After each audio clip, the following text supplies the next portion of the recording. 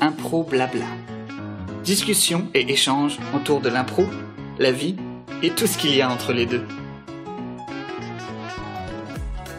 Bonjour tout le monde, bonjour et bienvenue pour ce nouvel épisode d'Impro Blabla. On discute d'improvisation et de sujets qui en découlent. Aujourd'hui, je suis en présence virtuelle de quatre invités avec qui on va pouvoir discuter d'improvisation et notamment d'un sujet relié à cela, à savoir la diversité et l'inclusion. Alors, je vais m'empresser de vous les présenter, nos quatre invités. On va commencer avec monsieur Kenny Thomas. Kenny Thomas, vous connaissez peut-être sous son nom de scène Simon Says, qui, en tant qu'improvisateur, a joué dans beaucoup de places à Montréal, notamment à la Semi-Illustrée, à la CIBC. Vous avez pu le voir en tournoi dans son équipe des batteurs de fans, et qui est également fondateur de la troupe d'improvisation du MIB, le mouvement d'improvisation Black. Bonjour Kenny, ça va bien? Bonjour, très bien, et vous? Merci. Toi? Merci de me recevoir, c'est gentil. Bah, très, très heureux de t'avoir parmi nous. On va continuer ça avec Kady Diop. Kady Diop qui joue à Impro Montréal et qui ne fait pas que seulement jouer, elle est également coordonnatrice à l'inclusion. Donc on va avoir l'occasion d'en discuter plus longuement. Bonjour Kady, ça va bien? Salut! Je rajouterais aussi que je suis juste directrice pédagogique aussi. D'accord, donc c'est vrai. De former les nouveaux improvisateurs et les nouvelles improvisatrices qui arrivent dans le milieu. Je les attends. On continue ça avec Sheena Finis qui joue également dans plein de ligues différentes, à savoir la CIA, la Survivor, la Plique, la Ludique ou encore la Semi-Illustrée. Vous avez joué notamment avec Kenny lors de plusieurs tournées en France. Si j'ai bien compris. Absolument, oui. Ça a forgé une amitié, je pense. Et bien sûr, tu joues également au MIB avec Kenny, ainsi MIB. Que Ketsmi, Jean-Paul, qui lui, pour sa part, joue également au MIB, ainsi qu'il est passé par la LACI, également la NLI, il a son équipe les GOAT, et tu as également coaché à Montmorency, au collège de Montmorency, notamment l'équipe du MIME. Exactement. Salut. Donc, merci beaucoup d'être là tous les quatre pour discuter d'improvisation. Comme j'ai mentionné, on va aller un petit peu plus loin dans un sujet un petit peu plus de société, parce que l'impro aussi, ça fait partie de la société. Donc, je voulais aborder cette thématique-là, qui est la diversité et l'inclusion. Vous avez chacun eu vos parcours respectifs et eu l'occasion de promouvoir des activités en ce sens. Donc, on va avoir l'occasion d'approfondir tout ça. J'aimerais commencer un petit peu avec vos parcours. Comment est-ce que vous êtes venus chacun à faire de l'improvisation? Qu'est-ce qui vous a amené dans ce milieu-là? Je vais commencer. Ouais, vas-y. En fait, c'est une sorte de hasard. J'étais dans une pièce de théâtre en secondaire 5, puis une de mes amies a oublié sa réplique. Puis j'ai improvisé une réplique et le professeur m'a demandé si j'avais déjà entendu parler d'improvisation parce qu'il trouvait que ça avait été super naturel et tout. Puis il m'avait dit, si tu vois ça passer, essaie d'en faire, peut-être tu serais bonne. Puis l'année d'après, au cégep, c'est comme ça que je me suis inscrite. Puis c'est comme ça que j'ai commencé l'impro. C'était où? À Maisonneuve.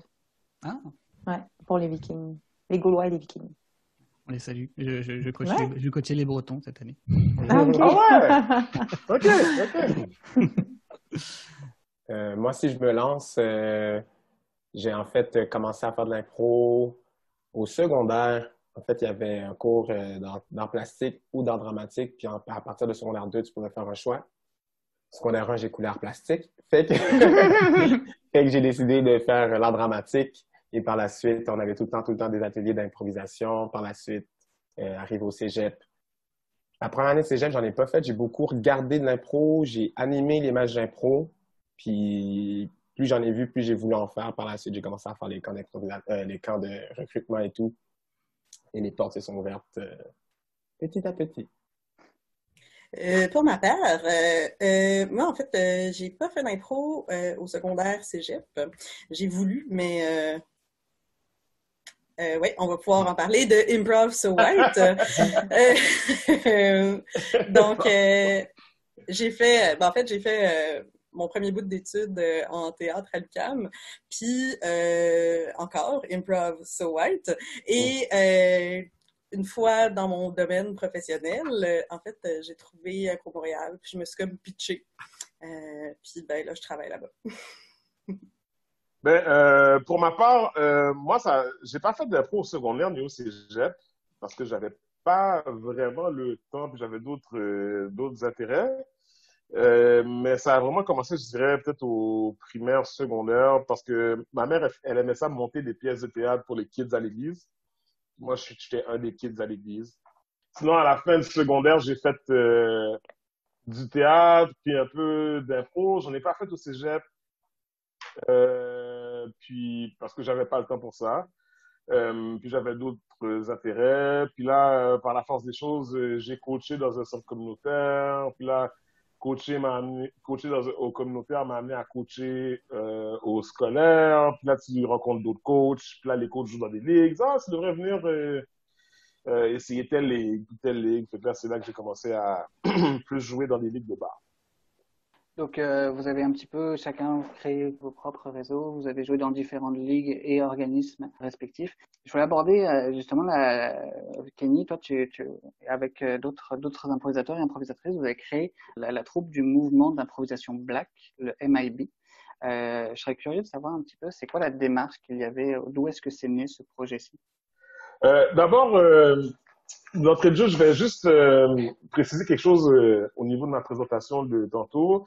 Je suis pas le membre fondateur du mouvement d'Impro Black. C'est Samantha Finius, qui est la cousine à Shina, c'est elle qui est arrivée avec l'idée en 2012. Puis elle m'a dit, comme c'était vraiment un délire, elle s'est dit, Ken, on devrait faire genre de l'impro de Black. Tu sais, parce que qu'est-ce que ça veut dire?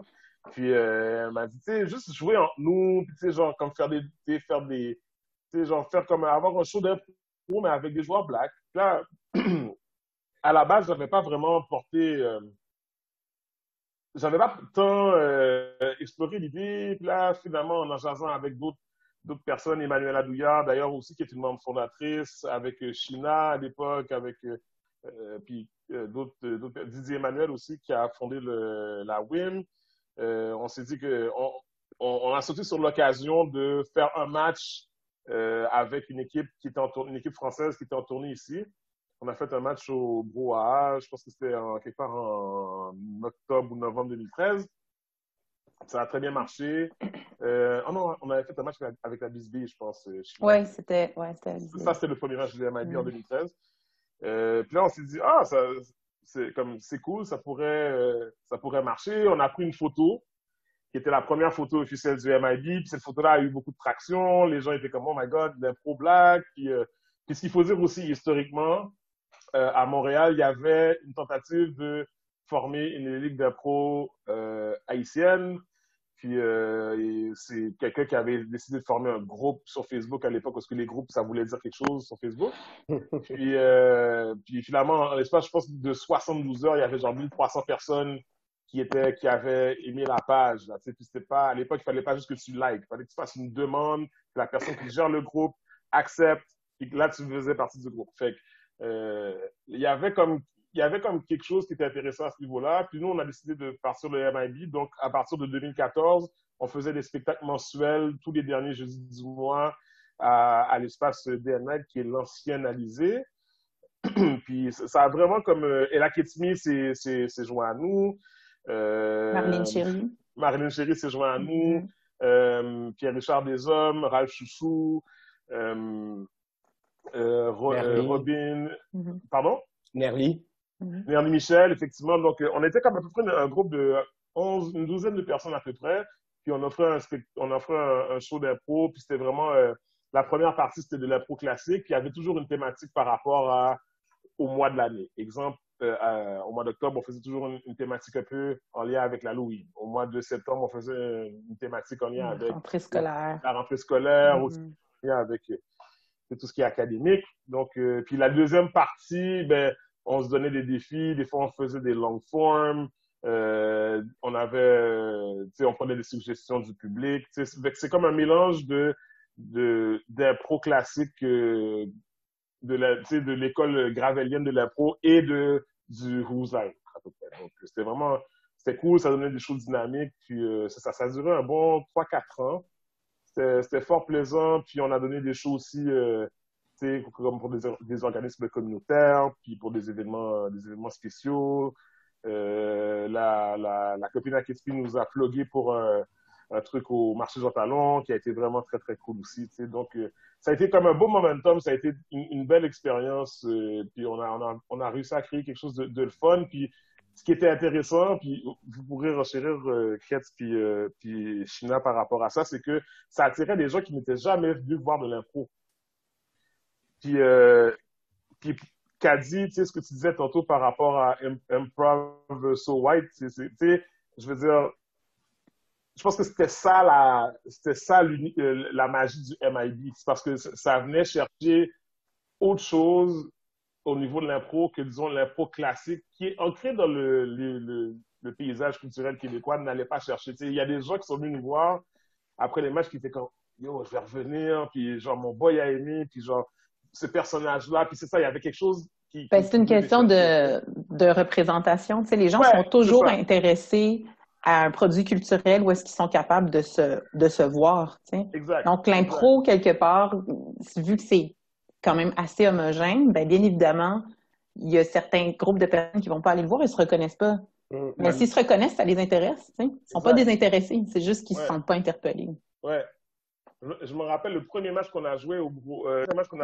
Il y a une fille, Nérija Hassin, elle a joué la fin de l'impro à Montréal-Nord.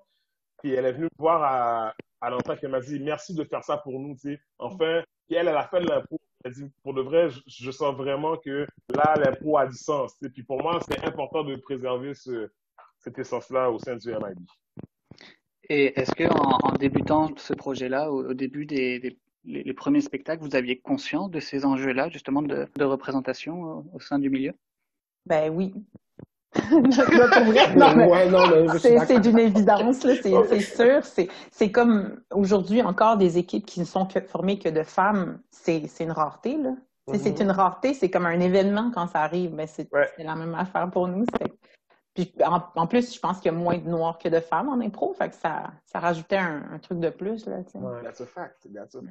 Puis aussi, on a eu beaucoup de discussions autour du MIB parce qu'on voulait, tu sais, c'est la ligne entre le cliché, on voulait pas être des clichés noirs, puis on voulait aussi pousser le truc plus loin, mais on voulait que le public puisse nous suivre, tu sais.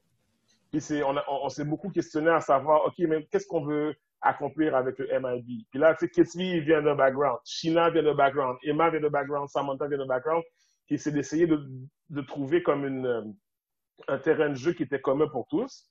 Ça a été comme puis ça a été vraiment des longues discussions, plusieurs discussions à ce sujet. Tu sais, le MIB, ça peut être est-ce que c'est un show d'humour?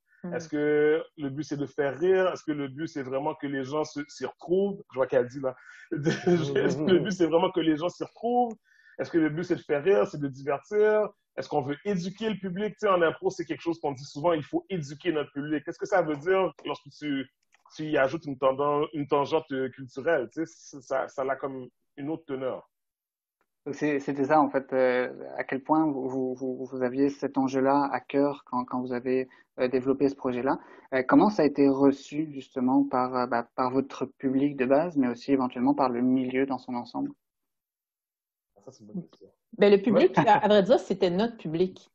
C'était pas vraiment un public qui migrait de d'autres ligues vers la nôtre. Nous, c'était vraiment un public qui était pas mal spécifique au MIB. Puis bien évidemment, ben, c'est à cause de ce qu'ils voyaient sur scène. Comme je parlais tantôt, l'idée de la représentation puis de se sentir interpellé, ben, ça amenait un public qui était unique. La plupart du temps, c'est rare que ces gens-là avaient vu de l'impro avant. Ils savaient peut-être... Il y en a qui ne savaient même pas que ça existait. Là, puis que c'est quelque chose de super populaire au Québec. Là, puis c'est la fierté du Québec. Pour ça qu'on fait beaucoup de tournées en France ou en Europe, pour représenter le Québec.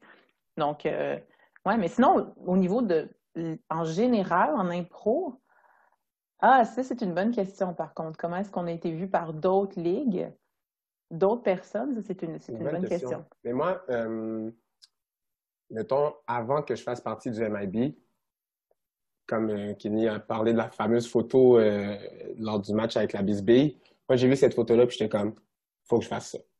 Je peux pas regarder, genre, cette brochette de Black Excellence en improvisation, puis que j'en fasse pas partie. Tu sais, fait que déjà là, j'ai eu cet intérêt-là. Et aussi, quand j'ai fait partie du MIB par la suite, je continue à coacher au collégial. Puis, il y a encore une fois pas énormément de joueurs ou joueuses de descendance africaine. Et il y en avait beaucoup qui venaient me voir et étaient comme, comment qu'on fait? Comment qu'on fait pour genre faire partie du MIB puis tout? Puis là, j'étais comme, ben, je sais pas, moi, j'en fais partie, mais après ça, il faut que j'en discute avec mon équipe, nanana, puis tout. Mais il y avait un intérêt pour ces jeunes-là. Il y a des jeunes, je pense que ça a eu un impact, puis qui sont pas nécessairement venus voir les spectacles par des soucis d'horaire ou peu importe, mais que juste par la représentation qu'on avait dans les groupes d'impro, quand on faisait des partages pour nos événements et tout, ils étaient déjà interpellés par l'idée. Fait que je pense que là-dessus, ça a eu un impact. Par la suite, pour les autres. Est-ce que, moi, je peux te poser une question? Excuse-moi, Armand, je vais hijacker ton programme. Est-ce que vos amis des ligues d'impro, d'autres improvisateurs, improvisatrices, blancs ou non noirs, est-ce qu'ils venaient voir vos shows du MIB? Pas tant. Non, effectivement, je pense que peut-être en tout cas, je vais parler pour moi, puis peut-être que aussi nos amis proches, qui vont nous encourager dans peu importe le projet qu'on entreprend, eux, ils venaient, genre. Mais tu sais, ils venaient pas sur une base régulière. Mais je te dirais que, et moi, je pense que la première fois que mon frère est venu me voir faire de l'impro, c'était au MIB. Qui était comme, oh snap. Puis tu sais, puis il y a du monde que j'ai pas vu depuis le primaire, qui ont dit, man, il faut que je vienne voir ça. Puis comme Ketmi l'a dit, il disait, il y en a qui étaient comme, comment est-ce qu'on peut prendre des cours, genre, tu sais. Fait que là, ça a ajouté un autre élément à notre réflexion qu'on n'a pas, ça n'a pas abouti vraiment, mais il y avait ça aussi. Puis non, effectivement, il n'y avait pas beaucoup de personnes. En tout cas, pour ma part, il n'y avait pas énormément de personnes qui venaient, tu sais. Mettons. Il y en a plus qui sont venus, disons, quand on avait fait un match à la Maison d'Haïti dans le cadre du mois de l'Histoire des Noirs. Là, il y avait Richardson, puis là, on était à la Maison d'Haïti. Fait que là, c'était autre chose. Parce que, tu sais, il y avait la com du mois de l'Histoire des Noirs, puis il y avait la Maison d'Haïti qui faisait de la pub aussi. Mais la plupart du temps, non. C'était vraiment, comme disait China, c'est un autre public. Et toi, Kady, justement, quand tu as commencé l'improvisation à l'âge adulte, si j'ai bien compris, ou même les expériences que tu avais vues avant, est-ce que justement un projet de ce genre-là, qui est le MIB, ça t'aurait aidé justement à en faire de l'improvisation ou... Oui, ben c'est toujours une question de représentation en fait. C'est de voir quelqu'un, tu sais, j'ai eu de la chance quand j'ai commencé à faire de l'impro, je pense qu'il y avait 3 premières sessions d'impro, mes profs c'était des femmes. Puis déjà ça, c'est beaucoup. Parce que c'est pas ce que je voyais nécessairement sur scène. Moi, j'ai plus de l'impro johnstonienne, donc vraiment focusé sur le long format. Donc, notre clientèle, c'est aussi principalement des gens qui viennent d'Europe, puis des gens qui veulent pas aller voir de la ligue ou qui se sentent pas à l'aise dans un contexte compétitif ou qui fonctionnent un petit peu plus par piston, puis par connexion que chez nous. Puis ça ressemble beaucoup plus à ce qu'on voit aux États-Unis, puis tout ça. Donc, tu sais, voir des improvisateurs noirs, oui, j'en ai vu aux États-Unis, il y en a plein, hein? Il y en a plein, puis ils sont bons. Mais ici, pas du tout. Je regardais la LNI à la télé quand j'étais petite, à Télé-Québec, là. Puis j'ai jamais vu quelqu'un qui me ressemblait. Puis je trouvais ça intéressant, je trouvais ça excitant. Cette idée de créer de nulle part. J'ai fait un bac en théâtre où j'étais la seule noire de l'École supérieure de théâtre de l'UQAM. Tu sais, tu croises personne qui te ressemble. Tu crois pas au fait qu'il y a une place pour toi là-dedans. Tu sais, tout simplement. Tu te dis, c'est pas pour moi, il n'y a pas de place pour moi. Ou tu vois des personnes, tu te dis, je pourrais tenter. Puis tu vois de la représentation super caricaturée, super stéréotypée, super désagréable, avec l'espèce de côté sournois. Tu sais, derrière, là, où c'est comme un power play, c'est comme des gens qui s'amusent dans le statut, mais qui ne comprennent pas que les improvisations ont des répercussions sur leur public. T'sais. Donc, ouais, j'en ai fait face, puis tu sais, je le savais, là, qu'on n'était pas beaucoup de Noirs. Puis c'est dommage. Du côté anglophone, il y a eu Color Outside the Lines qui a été créé par Sarah Maleka, qui est une troupe d'impro ultra diversifiée, en fait. Donc, avec parité de genre, mais aussi avec des gens... en fait, on représente tous les continents. Donc, de toute confession, puis tout ça. Donc, ça fait de l'impro ultra riche. À travers ça, j'ai eu la chance d'aller au festival Black and Funny à Minneapolis, puis de faire partie de l'ensemble là-bas. Donc, je suis arrivée à Minneapolis, puis pendant 5 jours, bon, j'étais logée dans un super beau Airbnb avec plein d'improvisateurs, tous noirs. Tout le monde était noir. Puis comme... le rêve, mais comme, l'anxiété aussi! Parce que tout à coup, j'étais comme, pour eux, oui, on se ressemble tous, là, mais comme la réalité est que j'étais la seule Canadienne. Il n'y avait pas de francophones là-bas. C'est des troupes de New York, de Chicago, de Minneapolis, etc. On n'a aucun référent culturel en commun. Mm. Mais je me suis jamais sentie aussi safe de faire des conneries de ma vie. Oh, wow. Parce que, automatiquement, en arrivant, c'était dit au public. Le théâtre Huge à Minneapolis, je pense que c'est un endroit à visiter, là. C'est écrit partout dans le théâtre. On est un espace voué à la diversité. Point. Donc, vous allez voir des gens qui sont plus âgés. Vous allez voir, j'ai joué avec une femme en fauteuil roulant mécanique qui avait un problème de mémoire. Donc, quelqu'un qui n'a pas de mémoire à court terme, qui fait de l'impro, c'est assez spécial, tu sais. Wow. Puis, ça pose des défis qui sont autres, sauf qu'à aucun moment est-ce que j'ai eu à avoir peur que quelqu'un me sorte un accent. J'ai pas eu à avoir peur que quelqu'un me sorte une joke off color, que quelqu'un touche à mes cheveux, que, tu sais, c'est comme, toutes ces choses-là c'était acquis, c'était un festival d'improvisateurs noirs. C'était wild, là, comme, j'ai trippé ma vie, là, c'est un truc à voir, c'est un truc à faire, puis pour moi, tout ce qui en est sorti, c'est le sentiment de sécurité. Pour vrai, là, comme tu joues vraiment là, les gardes baissés, tu peux te rendre vulnérable dans tes scènes parce que tu sais que tout le monde qui est là a ton back. Là, comme tout le monde est genre, je suis là pour toi à 150%, je sais ce que tu as vécu, je suis là pour toi. Très cool. Ça, c'est exceptionnel. Très cool. Ça, c'est fou ce que tu dis, j'ai des frissons. For real. On y retourne, c'est quand les dates? Ouais, c'est ça, on va y aller, là. Mais tu sais, moi aussi, je pense que j'avais ce sentiment-là aussi avec le MIB. Tu sais, j'ai eu une vraie année avec un coach au cégep. Et par la suite, j'ai appris, genre à la LACI, mettons, oui, j'avais des coachs, mais c'était des personnes que je considère qui étaient de mon calibre aussi. Peut-être des fois un peu plus expérimentées, mais rien de incroyable. Je ne considérais pas que les coachs qui étaient là, c'était des pros, nécessairement. Mais dès que j'ai joué au MIB, la confiance a tellement développé, genre ma confiance en moi, puis ma confiance en tant qu'improvisateur, en tant que noir aussi. Je pouvais faire des trucs sur la scène que le public ne va pas comprendre, je m'en fous, mais je sais que les gens sur le banc avec moi, ils vont bien relate, ils vont bien comprendre, puis que peu importe, je vais y aller à fond, puis je vais m'amuser, tu sais. Ouais, je sais pas si... le sentiment que tu avais, puis là, je sais pas si j'essaie de trop comme fouiller dans ta tête, là, mais... C'est toi. Non, mais tu sais, le sentiment de, peu importe ce que je vais faire, on va rire avec moi, pas de moi. Tu sais, il y a comme... Elle a la différence. Yeah. Là, ouais.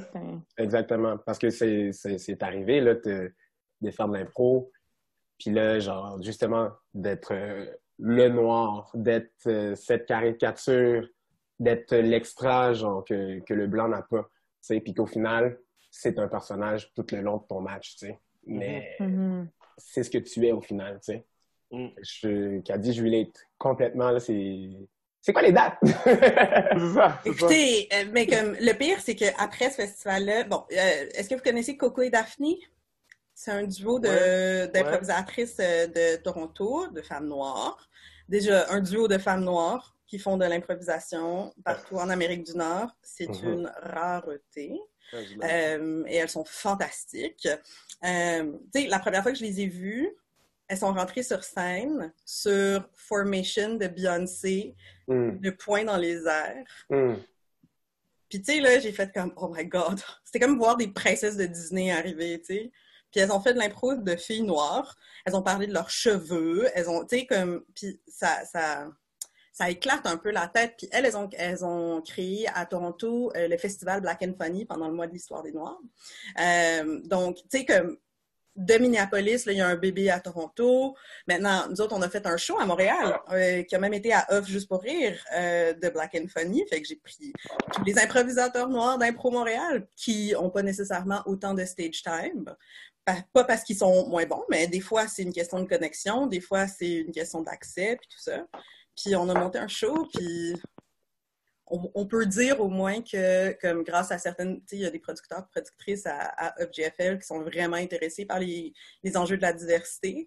Mais tu sais, de voir qu'eux autres aussi se sont comme mouillés à venir me demander, moi, personne qui ne produit pas des spectacles de façon professionnelle, de monter un show pour UpGFL, puis de faire des trucs ensemble, puis d'essayer de rendre ça, tu sais, de garder un esprit communautaire, de garder un esprit léger. Puis de voir des gens qui sont venus dans le public, qui venaient du sud des États-Unis, il y a un marché. Il y a une relève aussi. Ouais. Mais on parle pas beaucoup aussi du fait de comme où est-ce que ces gens-là ont l'opportunité d'être autre chose que juste le noir ou la noire. Tu sais, comme, puis God forbid que ce soit des personnes qui, tu sais, soient noires et gays. Oh, tu sais, comme, puis là, on sait plus sur quel pied danser avec toi. C'est comme, OK, dans une scène... je le vis, là, fait que je vais le dire, là, comme, tu sais, dans une scène, t'es la lesbienne, dans une scène, t'es la noire, on alterne entre les deux, puis c'est à peu près tout ce qu'on peut te donner, tu sais. Faut qu'on aille plus loin. Vous le voyez, là, de mon point de vue, d'improvisateur blanc, cisgenre, j'ai jamais vécu ce que vous êtes en train de me dire. Et en même temps, je trouve ça hyper chouette pour toi, Kylie, ce que tu as vécu dans le festival dans lequel tu parlais. Mais en même temps, ça me rend un peu triste aussi de me dire que à Montréal, même dans un milieu dans lequel on évolue, dans lequel on partage, je vais poser une question volontairement naïve, mais est-ce que c'est des situations, c'est des situations que vous vivez régulièrement en improvisation, que ce soit sur scène ou en dehors? Ben oui, comment dire? L'improvisation, ce qui peut se passer en improvisation, en fait, est un symptôme de quelque chose qui est à l'extérieur. Puis, surtout le monde de la blague, des blagues, on le dos large. Puis c'est là où est-ce que les gens, souvent, ils vont en dire plus qu'ils en diraient à l'extérieur, par exemple, sur leur lieu de travail. C'est là où est-ce que ça sort. C'est là où est-ce que je pense que ça touche le plus, parce que justement, des fois, c'est spontané, puis tu te dis, ah mon Dieu, tu penses ça, genre, quand tu as fait ça sur la scène avec moi, ça veut dire que quelque part, tu le penses. Peut-être qu'il n'y a plus de censure là, parce que tu as pris 2-3 bières, puis tu veux faire rire. Puis même quand tu le vois dans mon visage que ça me fait pas rire, tu continues, parce que tu veux faire rire plus que de me faire sentir à ma place. Donc oui, ça arrive. Mais c'est des trucs qui sont subtils. C'est rare que... Ben non, des fois, c'est pas subtil du tout, là. Des fois, c'est zéro subtil. Mais d'autres fois, je pense que c'est quand c'est subtil que c'est le pire. Parce que t'es comme toujours dans une espèce de flou, puis t'es comme, je suis en train de paranoïer? Est-ce que c'est moi qui invente de quoi? Ou genre, j'ai raison de me sentir comme ça? Puis quand tu vas en parler aux gens, ben moi, ça m'est arrivé de me faire dire que c'est une blague puis que je manque d'humour, tu sais. Quand dans le fond, c'est un passe-temps que je fais de faire des blagues. Fait qu'il y a comme de quoi, des fois, de mi-figue, mi-raisin, là, je dirais, dans cette situation-là. C'est drôle parce que moi, les gens n'osent plus. Parce que, à un moment donné, j'ai commencé à répliquer sur scène. Puis, je pense que le moment où les gens se sont rendus compte que j'ai merdé, tu sais, comme l'improvisateur commence à se sentir comme une crapule. Une fois, 2 fois, là, c'est passé, puis après ça, j'ai commencé à répliquer, puis les gens se sont rendus compte que, tu sais, je pense que je suis quelqu'un qui est capable de jouer avec beaucoup d'empathie, puis quand tout à coup, tu te fais prendre par empathie à te faire demander pourquoi tu commandes sur X, Y facteur d'une autre personne, ça a changé des choses. Mais moi, je parlais plus du... oui, vas-y. Ben, je parlais plus d'une époque. Je pense que c'est un classique qui a souvent été vécu, là. Je sais pas, je me doute qu'au moins une personne l'a vécu, là, le classique de on va faire une impro d'époque. Ah. Ça va se passer aux États-Unis pendant le 19e siècle. Puis là, tu le sais déjà c'est quoi ton rôle. Quand, dans le fond, on est supposé inventer out of the blue, là, c'est de l'air ce qu'on invente, mais tu le sais très bien c'est quoi que tu vas faire comme rôle. Tu le sais, là, déjà, puis tu le sais quel mot risque de sortir, puis qu'il va falloir que tu fasses comme c'est pour le jeu. C'est tellement classique, c'est tellement arrivé souvent que c'en est comme déprimant, tu sais. Puis si tu le prends, est-ce que tu as l'impression que si tu le prenais puis que tu le retournais sur sa tête, tu sais, comme concept, est-ce que tu penses que ça serait bien reçu? Mais je pense que maintenant, je suis une improvisatrice qui est plus à l'aise. Mais moi, quand ça m'est arrivé, j'étais jeune. Tu sais, j'avais comme 19-20 ans. Je veux faire ma place. Je veux avoir une place dans une ligue que je considère comme une bonne ligue. Fait Identifier avec ça, tu sais. Ben avec l'improvisation comme... Non, c'est fou. Puis moi, ça me fait penser autant même comme mécanisme de défense, surtout genre dans le vibe collégial et même à l'université. Moi, j'y allais dans l'autre sens. Je voulais pas que le blanc me fasse ces blagues-là. J'amenais ces blagues-là pour pas que le blanc me le fasse. Pour pas mais que c'est j'aille ça, réagir. chacun a une manière différente. Ça, moi, ça me... Pour pas que, genre, on me dise, mettons, je sais pas, il y a un aigle, nanana, nanana, nanana, puis qu'on voit ma face de, oh, il a dit, oh, non, je vais l'amener. Je préférais mieux, en fait, que ça soit moi qui l'amène pour pas avoir à dealer avec, genre, justement tout ça. Puis par la suite, mais je vais jouer le noir. Mais, tu sais... Ouais, c'est ça. C'est comme si tu étais peinturé dans le coin sans vouloir faire ça, mais... Ouais. Et des fois, je sais pas si ça vous est arrivé, mais moi, c'est souvent un peu d'une façon un peu positive. Tu sais, ça serait l'équivalent d'un peu de ah, toi, t'es cool pour un noir dans la vraie vie, là, mais mettons, disons, si on prend l'impro classique, et là, il y a une catégorie que personne connaît, mettons, ou que c'est très obscur, ou c'est très niché, là, disons, à la manière de, je sais pas, là, de Bertolt Brecht. Et là, OK, je vais y aller. Hein? Là, c'est comme, ah, tu connais ça, tu sais, puis c'est comme, ah, t'as la, tu sais, ou China, là, c'est une des joueuses les plus, avec la plus grande connaissance générale que je connaisse. Une des joueuses avec, elle est très all the way. très érudite de bien des choses, selon moi. Et des fois, sans le dire, mais tu sens que les gens sont comme, ah, elle joue bien, tu sais. En France, c'est arrivé. En France, c'était... Tu sais de quoi je parle. Oui, on était presque rendu un avantage que l'équipe québécoise ait deux noirs parce que les gens s'attendaient à rien. Ils s'attendaient tellement à rien qu'ils ont capoté quand ils ont vu que, genre, on était capable de jouer.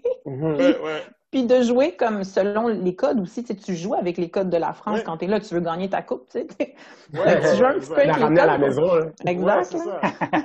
Puis, tu sais, il y a comme, je me rappelle une fois on était en banlieue de Paris, China et moi, puis on jouait un match avec une équipe vraiment cool, qui était elle aussi un peu diversifiée. Puis il y avait une catégorie, il fallait jouer à la manière d'Émile Zola.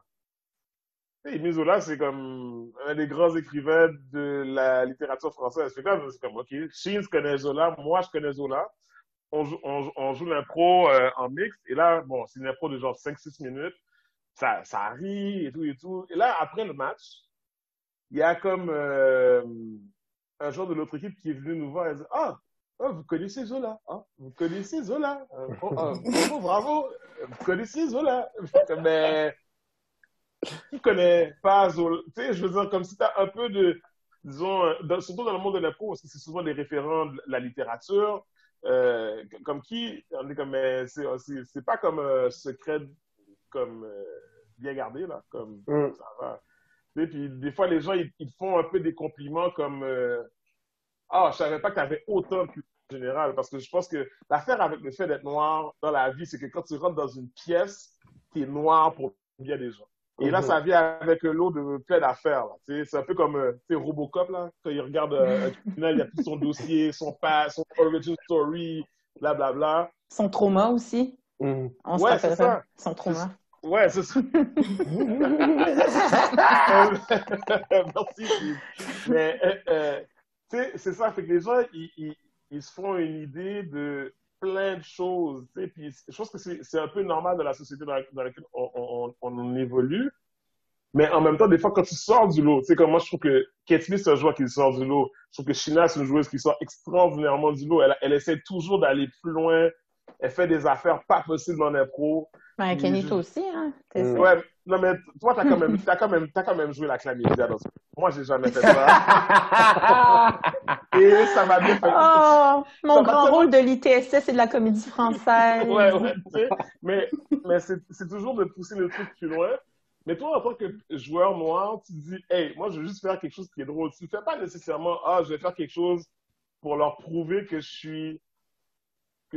suis digne de jouer à leur niveau ou que genre, je vais la jouer. Non, tu sais, moi, puis c'est ça un peu le MIB, là, pour revenir au MIB, c'est un peu parti d'un, je pense qu'on était comme 5-6 personnes qui étaient un peu blasées, genre, d'être comme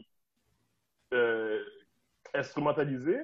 Puis aussi d'être justement la personne noire. Puis tu sais, quand il y a une impro, puis que c'est un drame sportif, puis là, le drame sportif, c'est du basket, il faut comme, tu sais, on va jouer un peu, on va la faire Coach Carter, on va la faire ça. Tu sais, fait on était un peu tannés d'être toujours comme un peu les blagues de service, et qu'on s'est dit non, on va se servir de notre ben moi, j'ajouterais un bémol, je suis pas tout à fait, c'est pas exactement le sentiment que j'ai. Moi, on dirait que ce qui me dérange plus, c'est pas à la limite d'utiliser parfois mon casting pour jouer un cliché, comme n'importe quel film policier des années 80. Il y a toujours quelqu'un comme ça. C'est pas vraiment ça qui me dérange. C'est plutôt de sentir que s'il y a quelque chose, des fois, que la personne ne va pas comprendre, il y a comme une manière de... je sais pas comment bien expliquer, d'un peu de tasser ou de... Au lieu d'appuyer le personnage, il y a une manière de comme, faire comprendre que finalement, le personnage n'est pas la bienvenue. Puis ça, je trouve ça... Moi, c'est plus ça que j'ai peut-être vécu, ou ce qui m'avait le plus marqué. Là, Ouais. Mais ça fait sens, tu sais, dans le sens où comme c'est là les moments où je reviens encore sur l'idée de retourner la situation sur sa tête, tu sais. C'est dans des moments comme ça où c'est intéressant de voir comment est-ce qu'on peut tirer profit, puis comme quitte à ce qu'une personne dans le public sorte en disant « Hey, ils m'ont eu! Hein? » Tu sais, comme « Hey, j'ai appris quelque chose! Je vais me coucher plus gentille ce soir! » Tu sais, il y a quand même quelque chose d'intéressant. Puis ça peut devenir un moment d'éducation du public, mais j'avoue que comme des fois, c'est épuisant de se dire qu'il faut que ça soit nous qui fassions l'éducation du public non-stop. Mais tu sais, de prendre cette situation-là, justement, puis de dire, je vais faire un accent, mais est-ce que le public va rire de mon accent ou est-ce que le public va rire de, tu sais, du contenu puis de la richesse d'un personnage construit avec, tu sais, avec des caractéristiques qui vont faire en sorte que c'est un personnage qui est attachant et tout ça. Ouais. Mais est-ce que les autres joueurs vont te laisser la place puis épauler ça puis vraiment faire un oui et ou est-ce que ça va être comme yes, tu me sers un punch rapide, je vais dans la facilité puis c'est tout, tu sais. Ouais, ben, je suis d'accord avec toi qui a dit dans la mesure où des fois pour se faire respecter parce qu'on le sait que ça peut arriver ce genre de mécanisme-là, fait que tu vas faire un personnage qui veut prendre la place parce que c'est comme c'est pas vrai que je vais commencer une impro puis je vais me faire puncher d'en face. Puis parfois après ce que tu vas te faire dire c'est c'était un petit peu c'était un petit peu trop d'énergie, c'était peut-être un petit peu trop cabotin. Puis là, t'es comme, j'aurais voulu le faire en nuance. Ça m'aurait plu le faire en nuance, mais si je le faisais, je me faisais un peu... Tu sais, fait qu'à un moment donné, t'as comme pas le choix d'un peu jouer pour prendre la place que t'aimerais avoir. Ben oui, moi, c'est un des reproches que j'ai le plus eu dans les camps de recrutement. Genre, il y a trop d'énergie, il prend de la place, il parle fort. J'ai pas le choix de parler fort, j'ai pas le choix de prendre la place, parce que sinon, vous n'allez pas me la donner. C'est ton gros problème de corde vocale aussi, là. Tu sais, tes grosses cordes vocales qui entrent.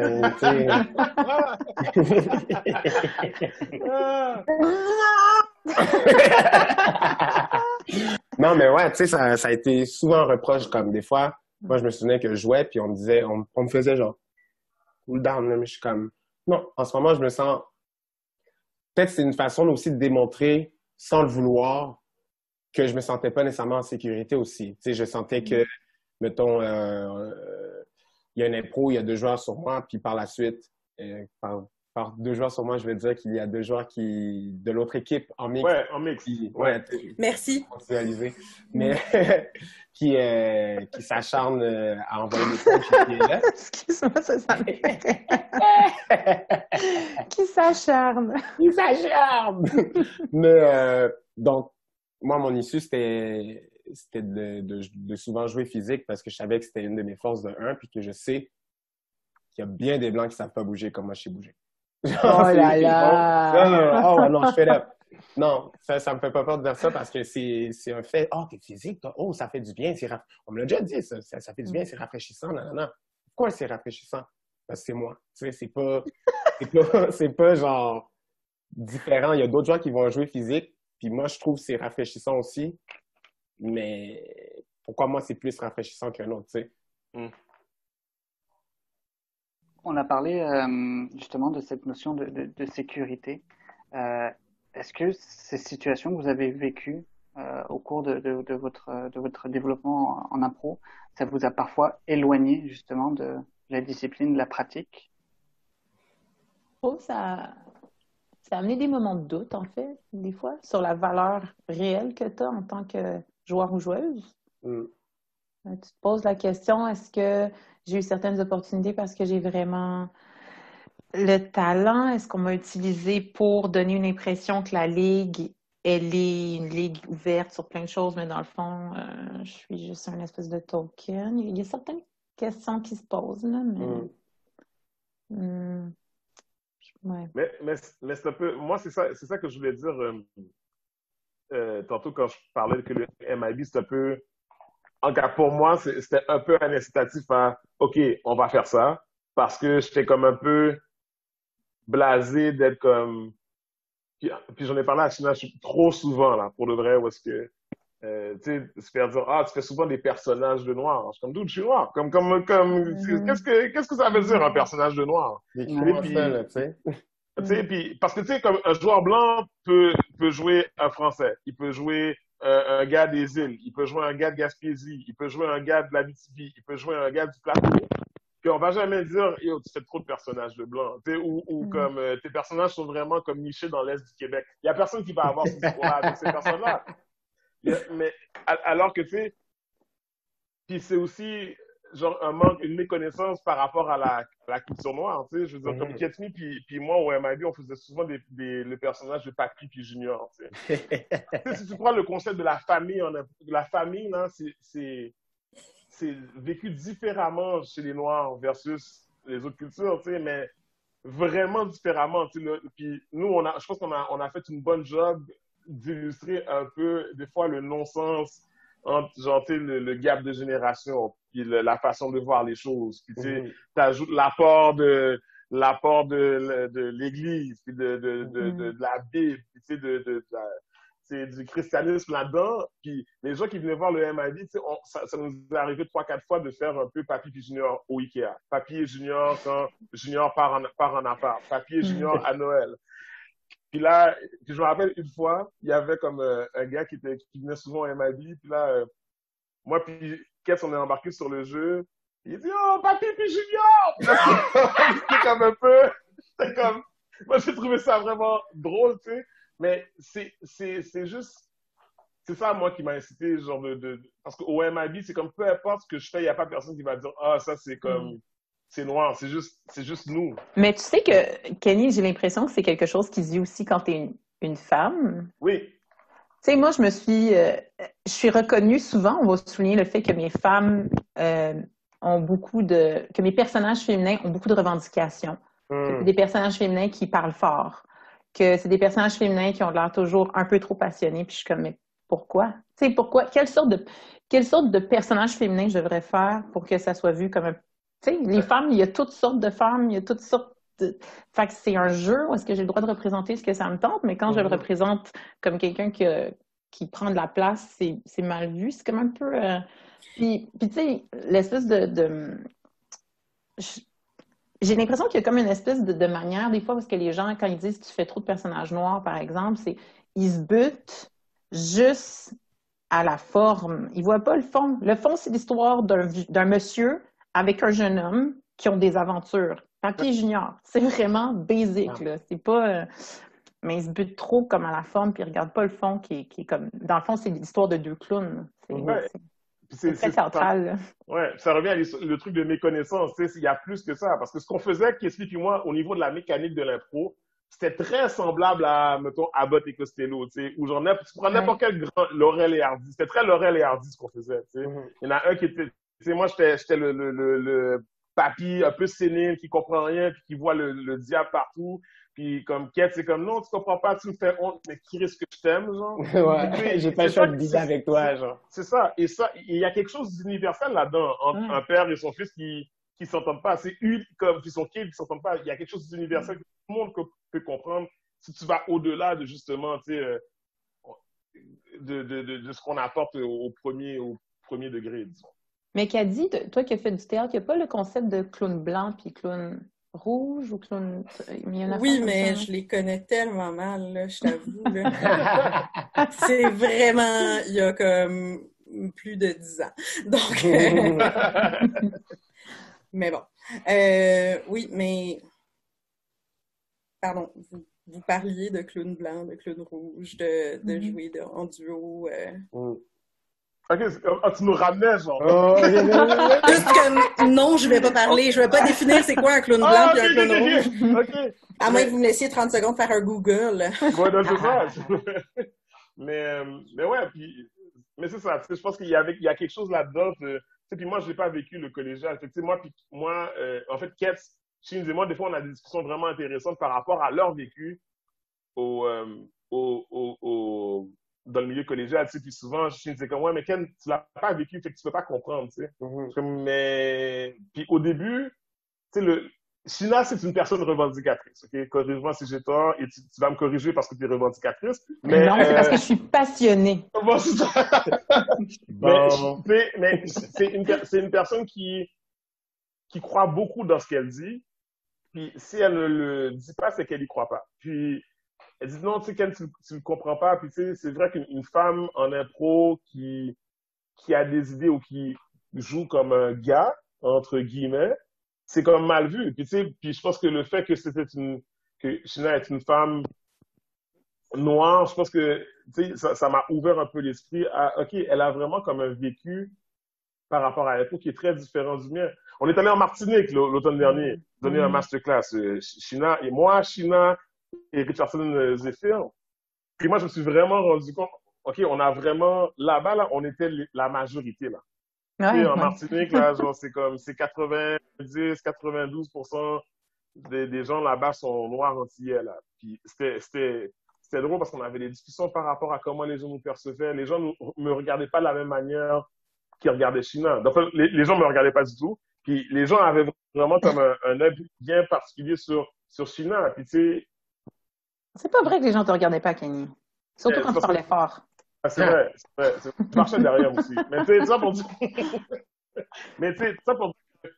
Puis c'est ça. Puis souvent, on a eu des discussions très animées, Sheena et moi, sur la place des femmes en impro. C'est quoi être une femme noire en impro? Puis c'est vrai qu'être une femme noire, si tu prends... tu sais, Sheena, à l'époque où elle a évolué, Sheena, c'était une rareté, là. Donc, Caddy l'a vécu aussi en théâtre. Ouais. Donc, ça arrive pas souvent. Ça arrive vraiment pas souvent. Puis il faut puis nous, on voulait parler de ça, justement, ce soir avec toi, Armand, justement, de l'intersectionnalité. Puis, tu sais, le fait d'être noir, OK, mais le fait d'être une femme noire, qu'est-ce que ça emmène? Qu'est-ce que ça implique? Et donc... Ben, c'est tellement... tout ce qui est intersectionnel est toujours un peu complexe à cause de toutes les nuances différentes qui sont vécues là-dedans. Mais en tout cas, moi, j'ai vraiment le feeling que je me suis fait dire souvent que j'étais un peu loud. Ou les gens étaient très surpris que je sois capable d'avoir une culture générale qui me permet de faire à la manière de Jean-Pierre Jeunet pendant 9 minutes. Ouais. Fait que c'est toujours une espèce de bizarre de... Ouais, on peut-tu nommer ça pour ce que c'est, là? C'est juste des sales préjugés, parce que c'est vraiment ça. On s'attendrait à ce que tu puisses faire, genre, à la manière de Erykah Badu pendant 9 minutes, sans stress, mais, tu sais, ou de Boule Noire, tu sais, mais comme... C'est justement ça, c'est que les gens s'attendent, comme quand vous parliez plutôt de votre expérience en France, c'est dès qu'on monte sur scène, les gens se disent, bon, ils vont rapper. Ouais, oh mon Dieu, tellement, les raps.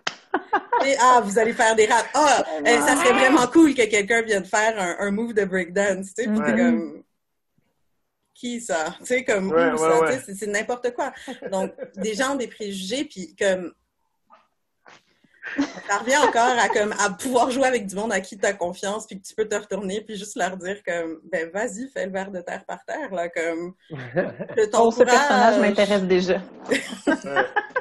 Mais c'est ça, le MIB, tu sais, là, je vais te sortir un truc, là, puis peut-être ça va te rappeler de quoi, mais tu sais, au MIB, là, c'est vraiment... Moi, là, dans les autres ligues, parce que j'ai joué, jamais j'étais comme... Je pensais à des impros quand je jouais pas.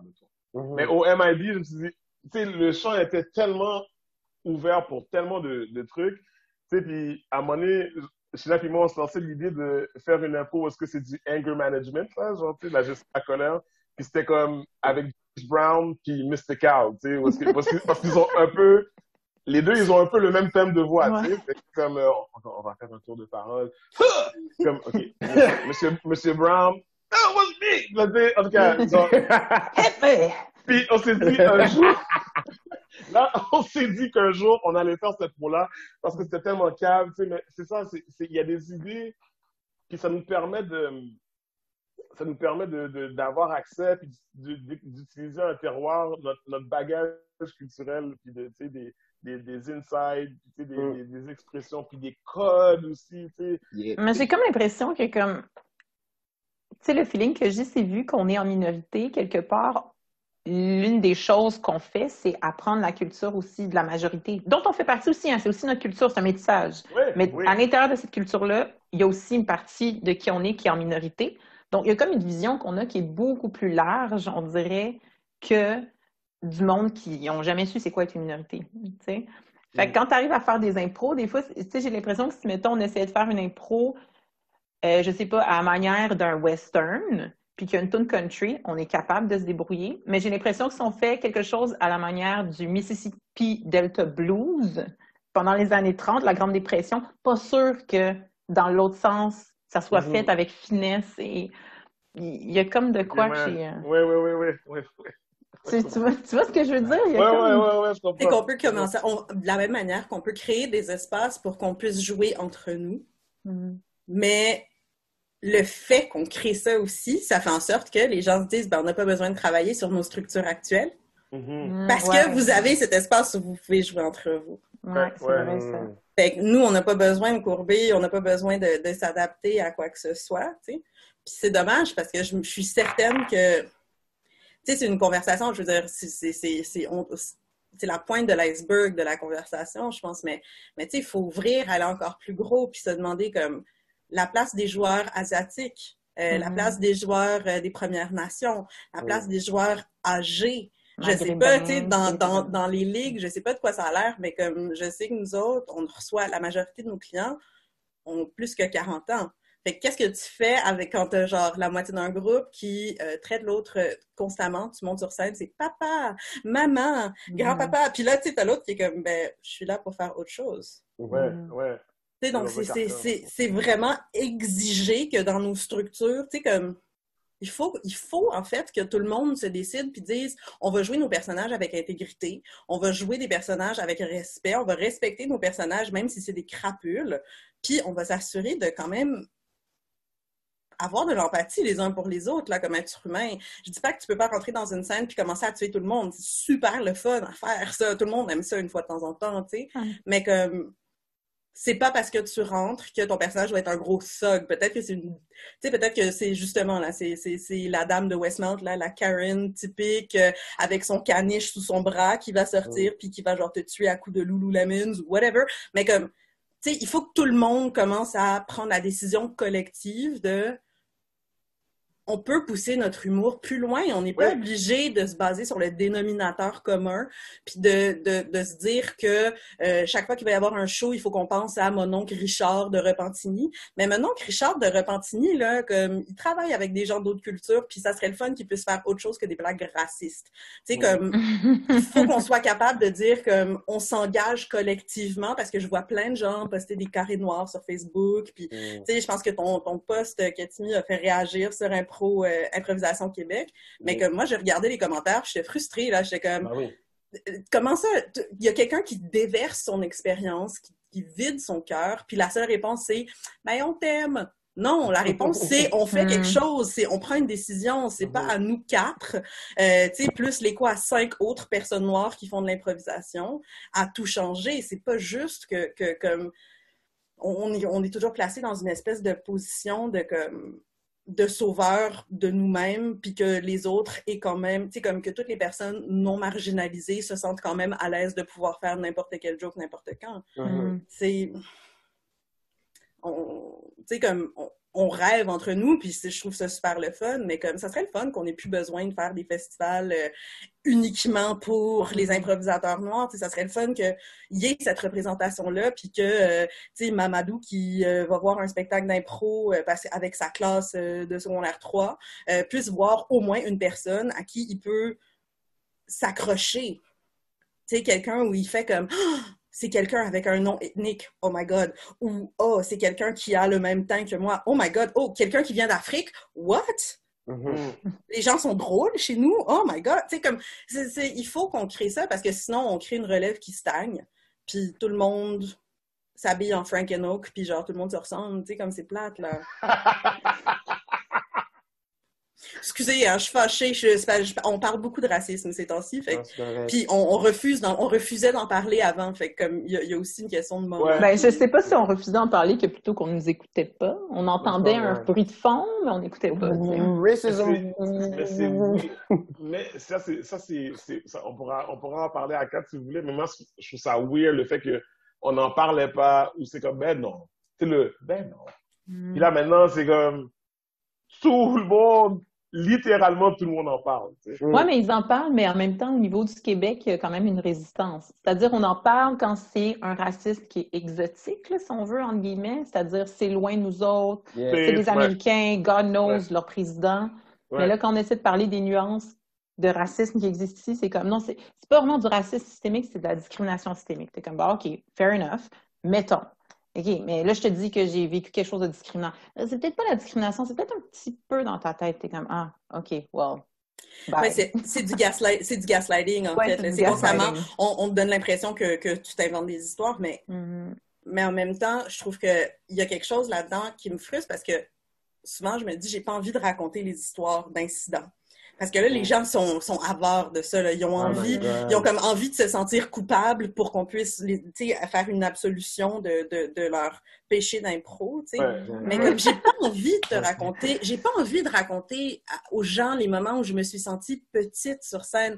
J'ai pas envie de revivre ces moments d'humiliation-là. Puis, les moments où je me suis pas sentie accueillie, les moments où comme, si tu t'en es pas rendu compte dans ce moment-là, si tu n'as pas pu voir ma vulnérabilité à ce moment-là, pourquoi est-ce que je te dois mon récit pour que tu puisses faire comme « Oh my God, c'est terrible ce qu'elle a vécu ». Now I get it. Ben, comme une joke que tu vas expliquer, genre « Ah, ouais, now I get it ». Tu sais, il y a une part de moi que j'ai mis des gens au défi, en fait, de commencer à réfléchir à la place de demander, tu sais, comme là, dans la suite là, de tout ce qui s'est découlé après George Floyd, mais comme... j'ai demandé aux gens de commencer à réfléchir plutôt que d'aller chercher les histoires puis de commencer à faire des reposts de genre la première fois que j'ai compris que j'étais noire, là. Comme, pourquoi est-ce que, en tant que personne blanche, tu réfléchis pas au moment où j'ai agi comme un trou de cul puis comme on me l'a fait remarquer puis j'ai boqué puis je me suis battue parce que c'était une question d'orgueil, etc. Tu sais, comme, il faut engager les gens à aller un petit peu plus loin dans leur réflexion parce qu'en ce moment, ils font aucun travail. Ouais, mais je sais pas, je me pose la question, est-ce que c'est la bonne... Parce que je comprends ce que tu veux dire, l'espèce d'épuisement de faire comme, encore une fois, je vais raconter la fois où je suis allée dans un party puis un gars a sorti cette affaire-là, ou genre, je connaissais pas quelqu'un sur la rue puis il m'a sorti ça, ou blablabla. Puis en même temps, je me dis, il faut quelque part en parler. Je suis comme une figue mi-raisin là-dessus. Tu sais, des fois, je comprends que tu ne veuilles pas leur dire. Puis en même temps, je pense qu'il y a des gens qui sont comme, qui veulent vraiment, mais ils ne sont pas nécessairement si nombreux, mais ils existent. Puis je pense c'est comme, oui, faut mais avoir cette énergie-là. il y a une part de travail qu'il doit faire lui-même. Tu sais, Ouais. quand je regarde, mettons, tu sais, quand je regarde les ligues d'impro puis tout ça, c'est qui sont les personnes qui prennent les décisions, en fait? Ouais. Tu sais, est-ce que c'est 3-4 joueurs qui vont te raconter leurs histoires puis tout le monde va faire comme, vous avez entendu son histoire, ne soyez pas raciste, c'est pas bien. Si tu vois quelque chose, dis quelque chose, c'est tout. Il n'y a pas d'action concrète. Tu sais, comme, je trouve on est très généreux avec les gens parce qu'on veut pas que les gens soient trop mal à l'aise. Parce qu'on se rend compte que si les gens savaient à quel point on est mal à l'aise fréquemment, c'est comme insoutenable pour beaucoup de personnes quand ils se rendent compte à quel point c'est lourd. Donc, tu sais, si on fait juste leur dire « acknowledge » sans faire quoi que ce soit, ben on fait pas vraiment bouger les choses, ultimement, tu sais. Mais quand je disais tantôt que, genre, ce qui se passe en impro, c'est un symptôme de quelque chose de plus gros, si l'impro ne fait pas de gestes concrets, c'est parce qu'ailleurs, il y a des gens qui font pas de gestes concrets, là, comme genre des gouvernements, mettons. Je dis ça de même, là. Je mets ça de même sur la table. Sauf qu'en impro, je pense que comme à chaque élection, là, je pense que comme on voit les couleurs orange flasher très fort dans les secteurs d'impro. Je pense que les gens veulent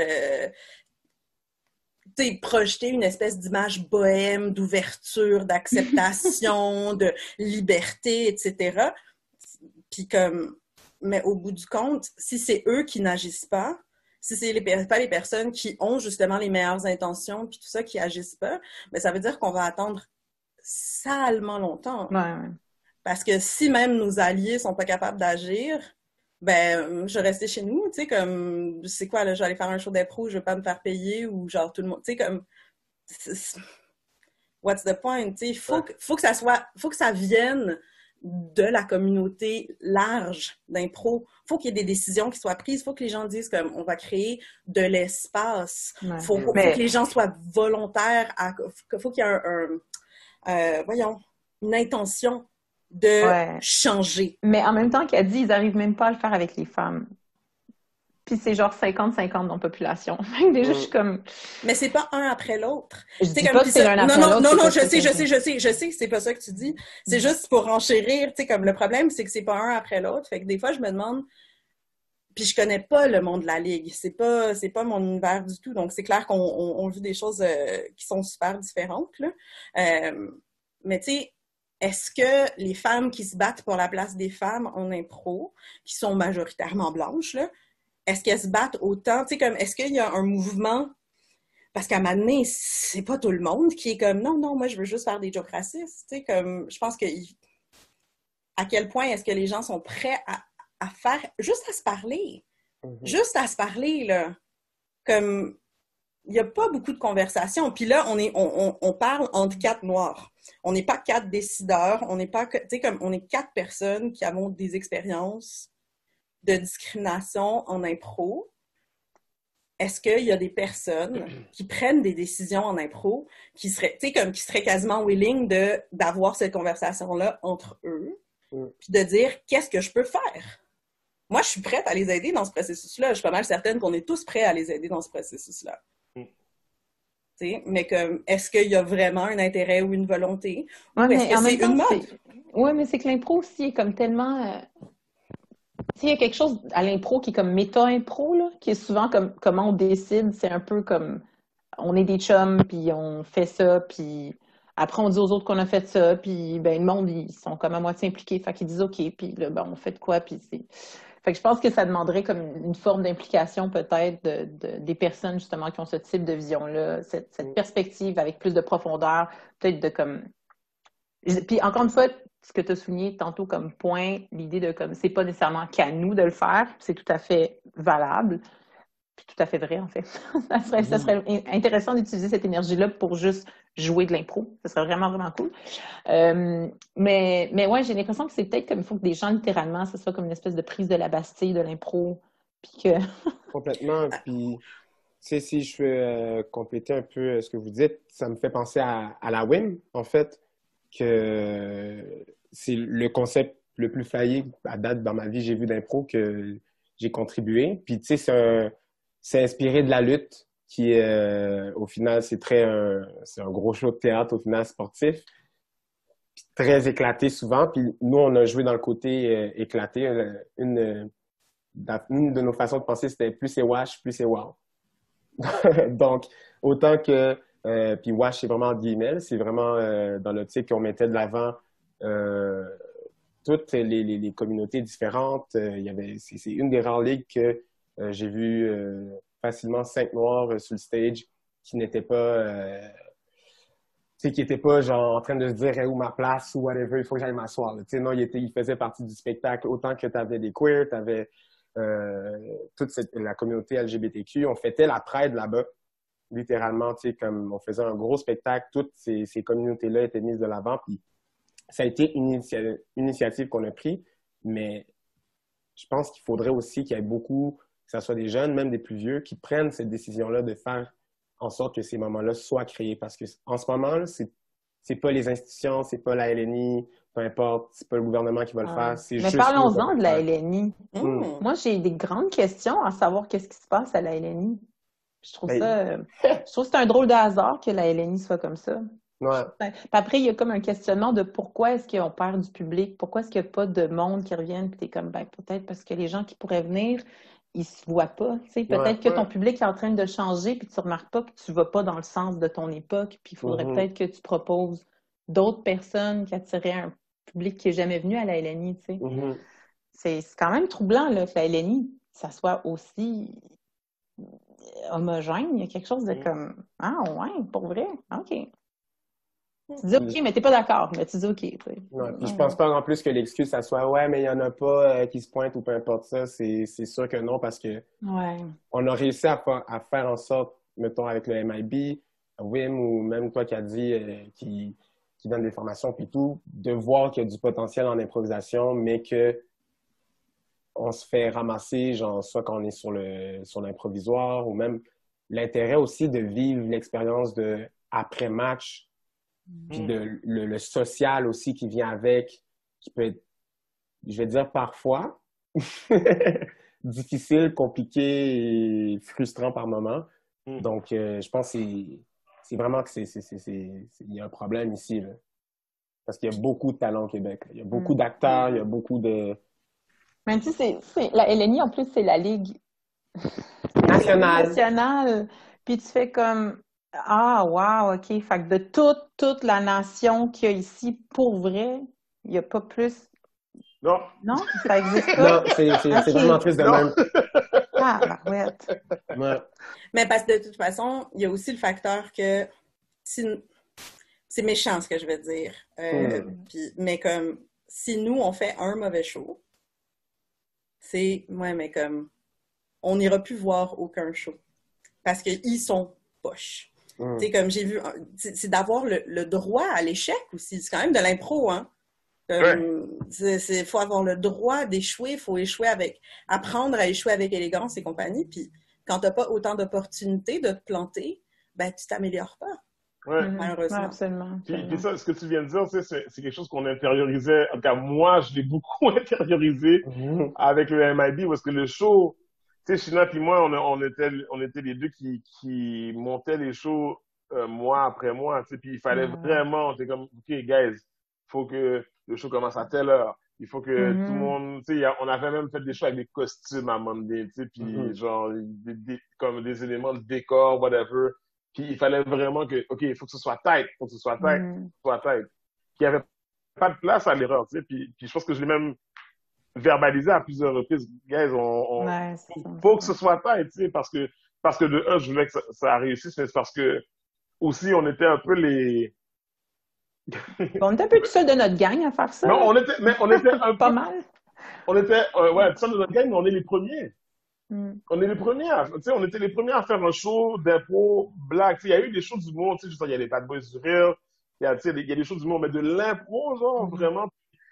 Je pense qu'on était les premiers au Québec à faire ça. Ouais, je suis pas mal certaine. Surtout que ça a duré longtemps aussi, pareil. Là. Fait que, oui, on est les premiers. Ouais.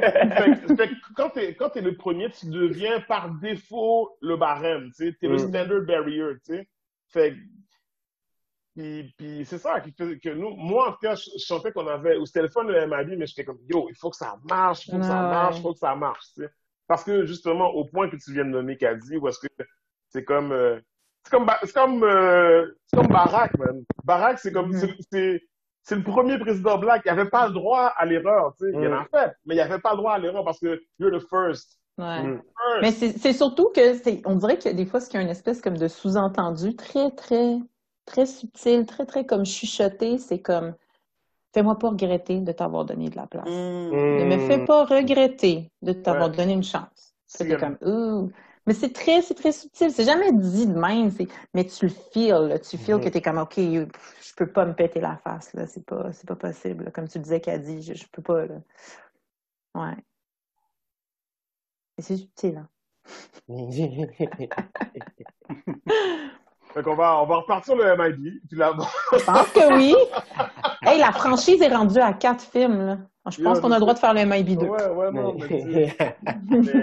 mais effectivement, comme je pense que Kadi, ce que tu dis, ça serait le fun le jour où on n'a pas besoin de MIB ou de Black ceci, puis de Black cela, puis de ci, puis ça. Mais tu sais, en attendant, on a besoin de ça pour la représentation, puis aussi parce que si c'était pas du MIB, Kadi, on se connaîtrait pas. On va se le dire for real, tu sais, puis c'est toi qui nous a contactés, puis tu sais, puis il y avait la possibilité de faire des shows à Impro Montréal, puis on était vraiment emballés par l'idée. Tu sais, malheureusement, ça s'est pas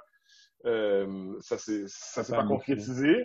Ce n'est pas partie remise. Mort et enterré. C'est vrai que partie remise. Tu sais, mais effectivement, je pense il faut justement qu'il y ait de plus en plus de outlets, et que les gens, il y a de plus en plus de représentation, puis c'est dans la manière de voir les choses. Tu sais, puis je pense que c'est beaucoup il faut invectiver les gens dans ce discours-là, tu sais, OK, c'est quoi être black? Tu sais, c'est pas juste Eddie Murphy puis Piqué Souban, genre. C'est comme il y a autre chose. Tu sais, puis on n'est pas juste, tu sais, il n'y a pas juste le sport puis le divertissement. Tu sais, puis il faut amener ça dans l'impro puis hors impro aussi. Tu sais. Challenger les gens, puis comme Sheens est excellente là-dedans, le nombre de fois où on était à la sub-illustrée, puis on a challengé les gens certaines personnes par rapport à ce qu'ils disaient, puis par rapport à comment ils réfléchissaient à certaines choses, tu sais, puis je me rappelle une fois, il y avait un show qu'on a fait le MIB pour une boîte en événementiel, puis SDP, je pense, Shabbat à Shelby, puis à Déby, puis après, on allait prendre une bière. Puis là, on parlait avec une fille d'impro qui était blanche. Puis on parlait de diversité. Puis je me rappelle, Marilyn Chéry parlait de diversité. Elle disait, il n'y a pas assez de comédiennes noirs au Québec.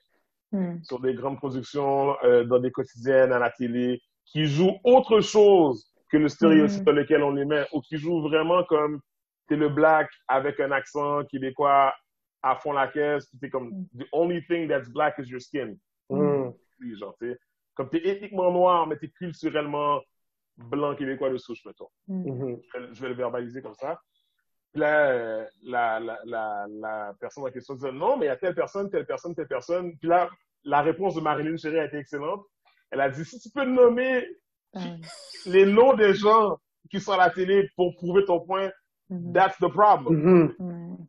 C'est comment il faut laisser plus de place, mais pour qu'il y ait plus de place, il faut que les gens se rendent compte qu'il y a peu, tu sais, je veux dire, il y a une question de proportion qui est ridicule. Ouais, mais tu sais, dans l'idée de laisser de la place, là, c'est aussi l'idée de juste laisser aux gens la liberté d'eux-mêmes proposer quelle est leur identité. Tu sais, je trouve que c'est ça qui est vraiment le carcan qu'on ressent, qui est intangible, que tu peux pas nécessairement prouver, mais qu'à un moment donné, tu fais comme, je sens ce carcan-là de comme je peux pas m'épanouir selon comment je me vois, tu sais.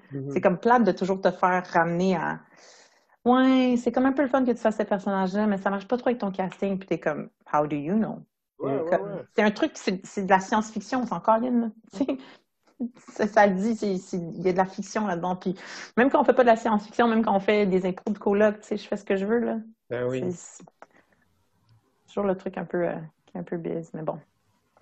C'est ça le business. Le business! Bam, bam, bam. Mais tu sais, moi, je souhaite vraiment que, tu sais, ça soit comme, que cette discussion, cette conversation qu'on a, ça puisse, tu sais, ça puisse vraiment résonner avec bien des gens, tu sais, autant des gens qui veulent, tu sais, des personnes tu sais, des personnes j'aime pas utiliser personnes de couleur, là, mais c'est des personnes noires et de couleur, qu'ils puissent se retrouver aussi dans cette conversation hors impro. Tu sais, comme les choses qu'ils nous ont vues on stage, mais tu sais, le fait qu'on en parle hors stage, tu sais, comme, je pense que ça peut être quelque chose qui soit intéressant d'être comme, ouais, tu sais quoi, même chose que j'ai le goût, genre, de montrer que, genre, j'aime ça le théâtre, tu sais, comme il y a une autre China, il y a un autre Kitsmi, il y a un autre, tu sais, une autre Kadi, tu sais, il y a juste moi. Moi, je suis. Tu sais, puis je pense que cette conversation-là, je trouve que comment on l'a abordé, malgré les propos qui peuvent être très dérangeants, je pense que c'est une belle amorce pour que des gens non racisés puissent comprendre un peu c'est quoi le vécu, tu sais, parce qu'il y a toujours cette espèce de négociation, il y a toujours une négociation, tu sais. Ouais, parce que je me dis, si ces gens-là, au bout de, tu sais, s'ils écoutent en podcast ou qu'ils écoutent, je sais pas si on va revoir ça au complet, là, toutes nos 5 faces sur Internet. Tu sais, j'espère juste que ces gens-là vont comprendre que le malaise qu'ils peuvent ressentir à certains moments, ben, t'arrêtes une vidéo puis il est fini, tu sais, tandis qu'il y a des gens qui vivent ça comme tout le temps. Il y a pas de pause là-dedans. C'est comme, that's how it is, tu sais. Puis, puis si je peux me permettre dans la conversation, tu sais, moi je vous écoute depuis tout à l'heure, puis tu sais, je l'entends tout ce que vous dites et je peux pas m'empêcher de me sentir interpellé justement par les propos que vous avez, puis je peux pas les refuser en tant que tels parce que tu sais, c'est des choses que vous avez vécues que je ne vivrai probablement jamais et c'est important qu'on puisse les entendre, qu'on puisse raisonner comme, je sais plus qui a dit le mot tout à l'heure, mais que ça puisse résonner puis que ça fasse son chemin. Ce dont tu parlais, que les gens qui sont en haut des structures d'improvisation, tu sais, j'en fais partie. Puis on a beau avoir cette réflexion-là, cette envie d'ouverture, on n'a pas forcément tout le temps les outils. Enfin, on veut pas, on part pas d'une mauvaise intention, mais on sait pas de quoi on parle. C'est difficile de se mettre à votre place, donc je sais pas si tu vois où je vais en venir là. Oui, ouais. Une question de, comme tu disais, je veux pas non plus que vous fassiez le travail à notre place, au contraire, mais c'est se dire comment faire ça de la meilleure façon pour que justement tout le monde puisse être sécuritaire. Ouais, mais tu sais, une bonne intention, c'est intéressant, mais si tu as besoin de payer ton loyer, est-ce que c'est ta bonne intention qui va faire en sorte que tu vas t'activer pour trouver quelque chose? C'est sûrement quelque chose d'un petit peu plus puissant qu'une bonne intention. Tu sais, quelque chose qui... En effet, il faut repenser comment est-ce qu'on fait les choses parce qu'elles se sont tout le temps faites comme ça, mais la société, elle change, tu sais.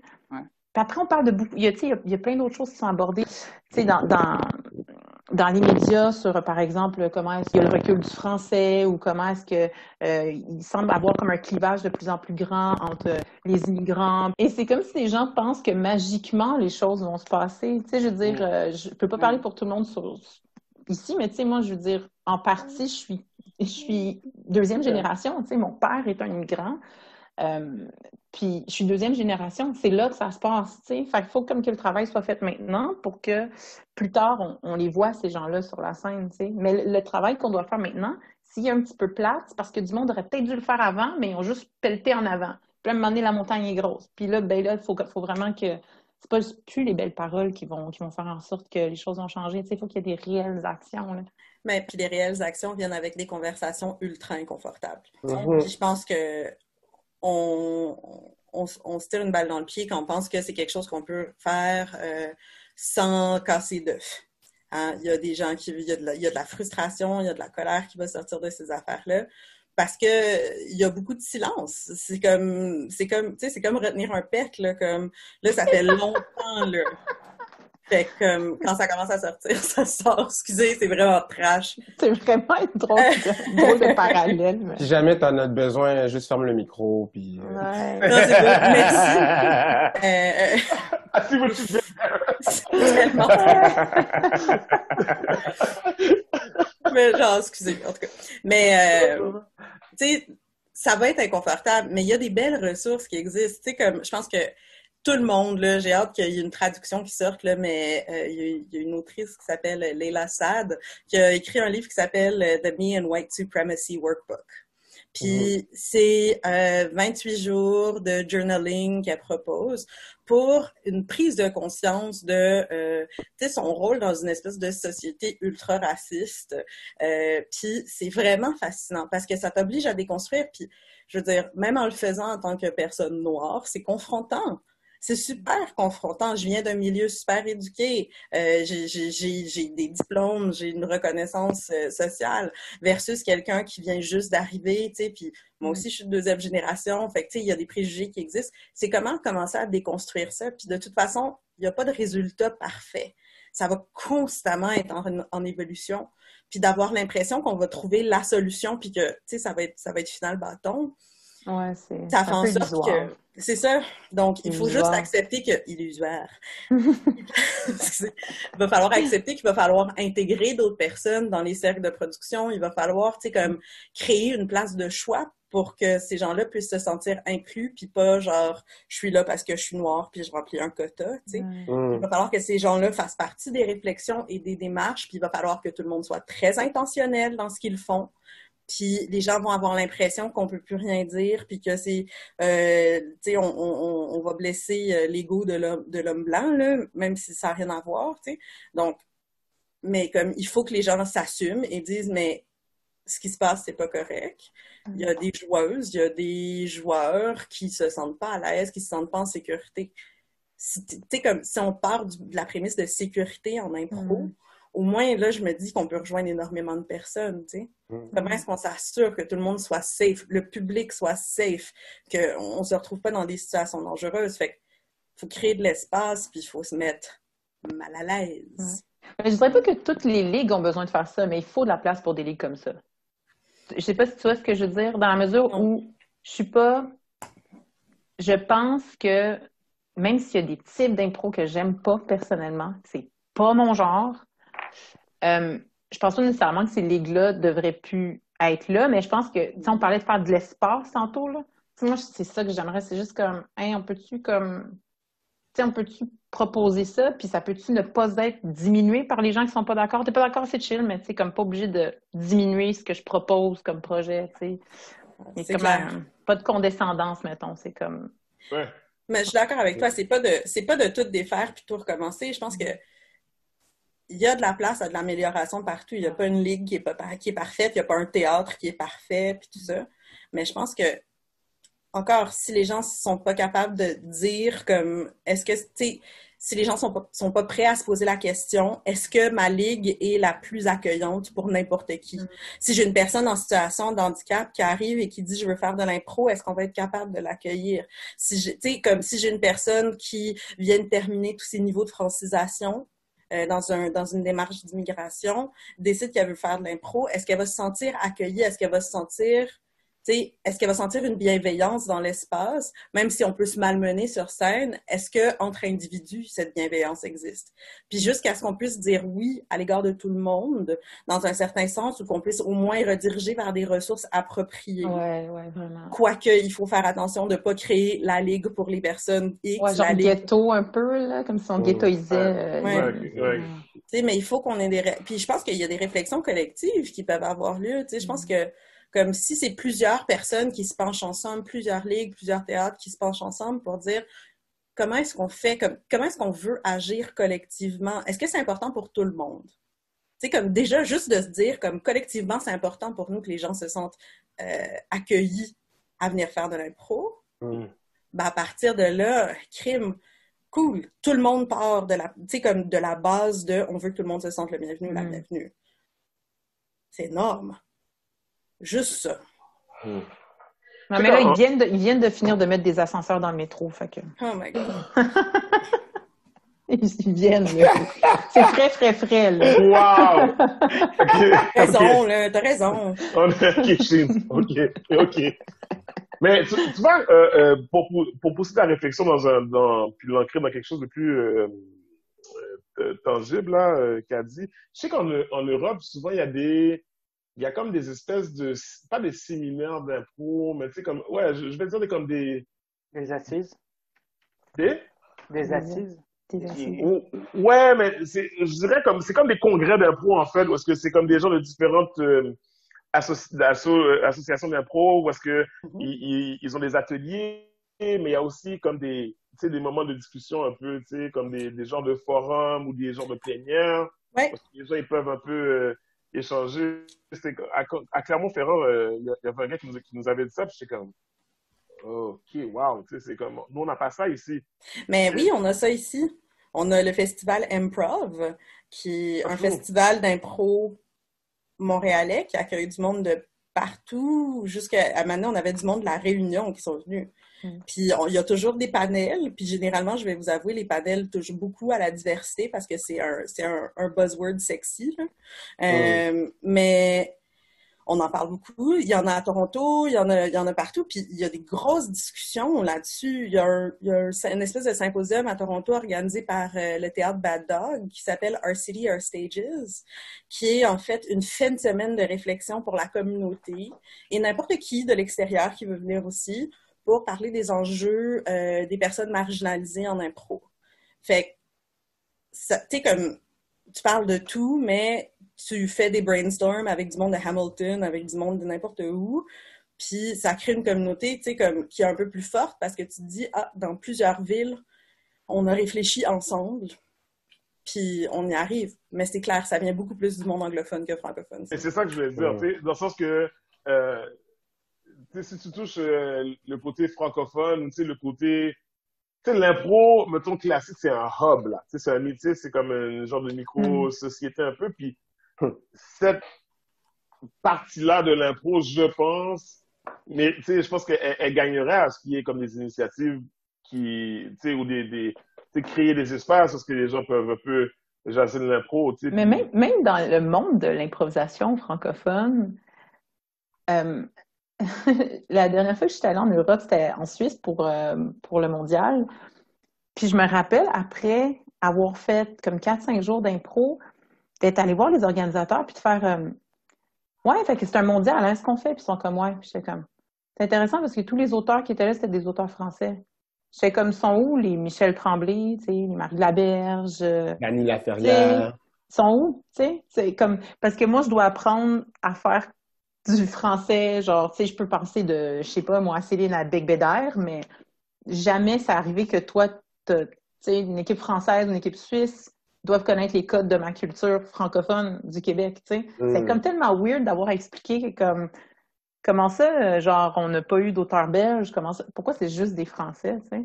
Fait que même dans la francophonie, il y a même cette espèce de biais-là où est-ce que, comme, la France a l'air d'être vue comme de shit culturellement, puis comme nous autres, c'est comme c'est tranquille, c'est juste c'est ça. J'ai Dolan, des fois, ça sort. Mais c'est parce qu'il est toujours à Cannes, puis il est presque français. Pour eux autres, il est trop bon. Non, c'est une blague, là. J'ai On salue Xavier. Ouais, c'est ça. C'est sûr qu'il nous écoute. Alors, là, on est toujours en période de déconfinement. Mais pour le retour de l'improvisation en présentiel, où est-ce qu'on peut vous voir jouer en attendant le retour du MIB? Oui, le tome 2.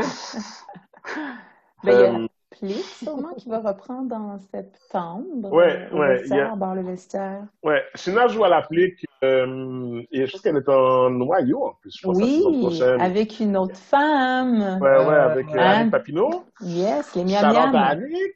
Moi, j'arbitre à la Plique, en fait. Moi, j'arbitre depuis 2 ans à la Plique. Je pense que je vais y retourner.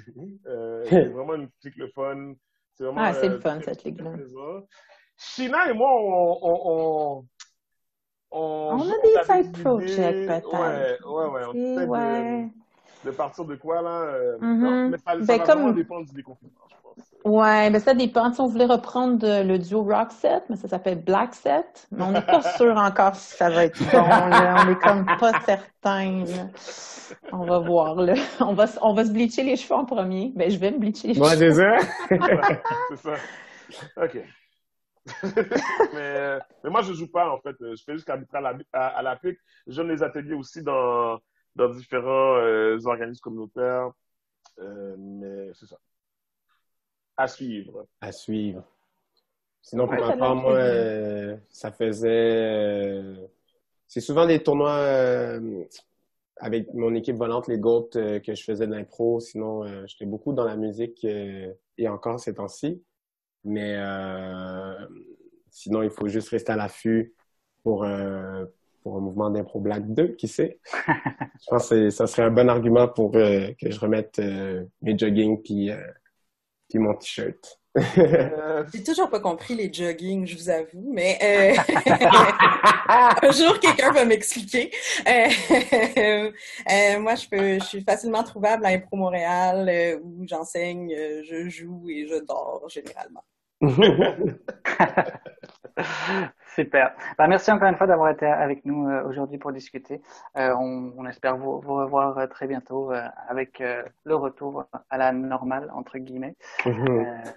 On l'espère, mais pour pouvoir continuer à improviser et continuer à partager. Je vous souhaite une très bonne soirée et on se revoit très bientôt pour un prochain épisode d'Impro Blabla. Merci beaucoup, Armand. Ah oui. Impro Blabla est un podcast proposé par les membres de la Rocambolesque. Retrouvez toutes les éditions sur rocambolesque.ca/improblabla ainsi que sur votre plateforme de podcast dédiée. Vous pouvez vous aussi faire partie de la discussion en nous rejoignant sur la page Facebook de la Rocambolesque, improvisation traditionnelle et expérimentale.